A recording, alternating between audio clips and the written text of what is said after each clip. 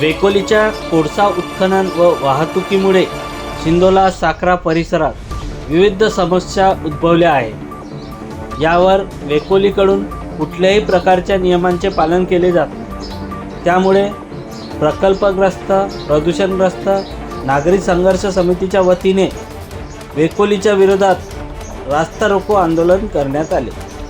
बघूया हा विशेष वृत्तांत। स्थानिक बेरोजगारांना न्याय मिळाला पाहिजे। भारत माता की जय। आमच्या हक्काच्या जमिनी यांनी बळकावल्या म्हणण्यापेक्षा ठीक आहे, त्यांचा तो हक्क असेल, परंतु त्या मोबदल्यामध्ये ज्या काही सुविधा यांना पूर्ववत द्यायला पाहिजे त्या सुविधा कुठल्याही प्रकारच्या सुविधा या क्षेत्रामध्ये अजूनपर्यंत आलेल्या नाही आहे।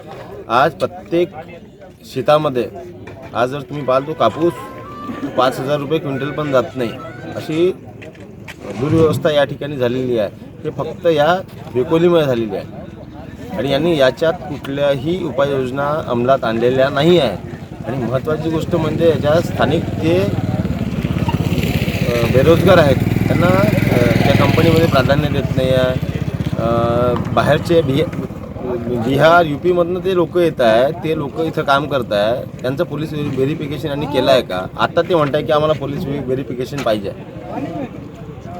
या गोष्टी तुम्ही तेव्हाच करायला पाहिजे होत्या ज्यावेळेस ही कंपनी चालू झालेली आहे, परंतु या गोष्टी कुठल्याही प्रकारचं त्यांनी स्वारस्य दाखवलेलं नाही आहे। आणि महत्त्वाची गोष्ट म्हणजे इथल्या स्थानिक लोकांना डावलण्याचा हा हेतुपुरस्पर प्रयत्न आहे। स्थानिक बेरोजगारांना किंवा स्थानिक नागरिकांना घेऊन हे आंदोलन या ठिकाणी छेडलेलं आहे। तत्पूर्वी 2 महिन्यापूर्वी आम्ही प्रशासनाला रीतसर निवेदनं दिलेली आहेत आणि त्या मागण्या केलेल्या आहेत, परंतु प्रशासनाकडून वेळोवेळी बैठका आयोजित करण्यात येते, पण त्या बैठकातून निष्पन्न काहीच होत नाही। यावेळी आम्ही रास्ता रोको आंदोलन करण्याचं उद्दिष्ट असं ठेवलेलं आहे की प्रशासनाला सोबत घेऊन प्रशासनाने ह्या संदर्भात दखल घेऊन आमच्या मागण्या मार्गी लावल्या पाहिजे, या संदर्भात आम्ही हे आंदोलन ठेवलेलं आहे। तर प्रशासनाकडून कोणतीही दखल घेतल्या गेलेली नाही।